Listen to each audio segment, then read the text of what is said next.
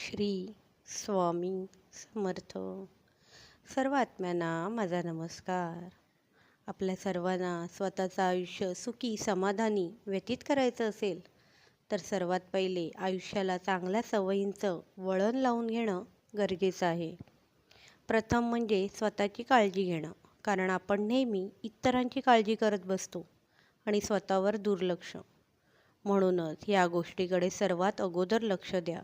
इतरांची काळजी घेणं हे आपलं जसं कर्तव्य आहे, तसंच स्वतःची काळजी घेणं म्हणजे स्वतःवर प्रेम करणं हे देखील तितकंच महत्त्वाचं आहे.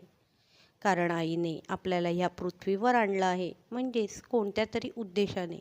ही दुसरी गोष्ट.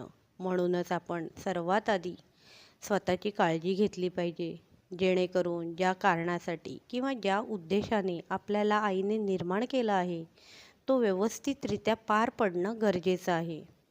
तरच आपला जन्म सार्थकी लागला असं आपण समजू शकतो.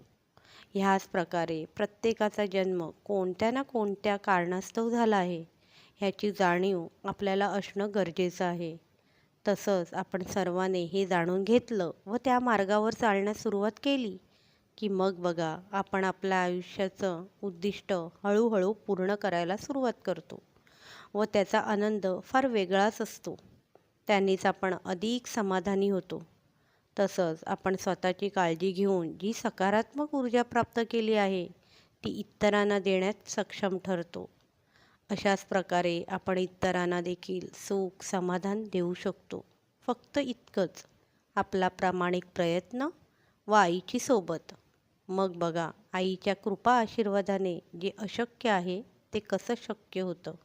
श्री स्वामी समर्थ.